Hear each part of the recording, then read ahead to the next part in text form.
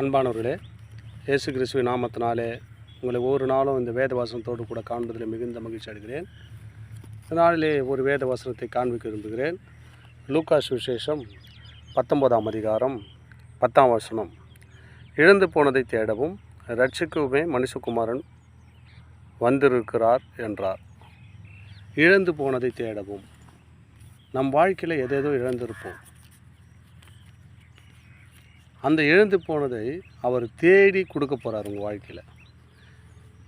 என்னென்ன இழந்து போயிருக்கீங்க என் அன்பு சகோதர சகோதரிகளே, ஆண்டவர் உங்களை பார்த்து தான் சொல்கிறார். இழந்து போனதை தேடவும் ரட்சிக்கவுமே மனுஷகுமாரன் வந்தாராம். இயேசு கிறிஸ்து பூலோகத்தில் வந்த காரணம்னா, எத்தனையோ ஜனங்கள் வாழ்வை ரட்சிக்க முடியாதபடிக்கு, அவங்க குடும்பத்தை நடத்த முடியாதபடிக்கு அநேக காரியத்தில் இழந்து போகிறார்கள். இயேசு அதெல்லாம் விடுவித்து உங்கள் கையில் ஆசீர்வாதத்தை கொடுக்கத்தான் இந்த பூலோகத்தில் மனுஷகுமாரனாக வந்தாராங்க. இழந்து போனதை தேடவும். வாழ்க்கை பிரச்சனையாக இருக்கலாம், உங்களுடைய வேலை ஸ்தலத்தில் வேலை பிரச்சனையாக இருக்கலாம்.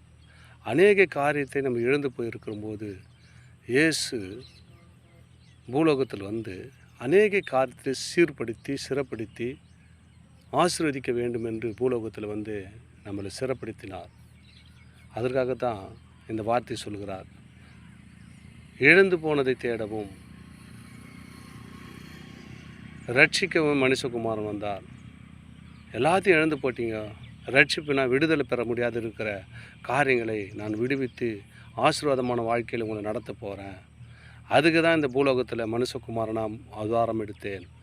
அதற்கு தான் மனுஷகுமாரனாக நான் அவதாரமாய் வந்து உங்கள் மத்தியில் வாழ்ந்து 33 வருஷமாக வாழ்ந்து உங்களுக்கு எப்படி நடக்க வேண்டும் கற்றுக் கொடுத்தேன்.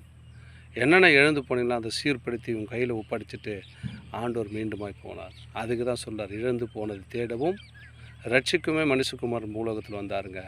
இந்த வார்த்தை யாரெல்லாம் கேட்குறீங்களோ, உங்கள் வாழ்க்கையில் என்னென்ன காரியம் இழந்து போகிறதோ அதெல்லாம் ஆண்டவர் இந்த வார்த்தை மூலிமா உங்களுக்கு கொடுக்க போகிறார், ரட்சிக்க போகிறார். ரட்சிப்பு என்றால் விடுதலை. என்ன காரியம் உங்களால் விடுதலை பெற முடியாது இருக்குதோ அந்த காரியத்தை கர்த்தர் விடுவித்து உங்களை ஆசீர்வதித்து வழிநடத்த வல்லவராக இருக்கிறார். ஆமேன். God bless you.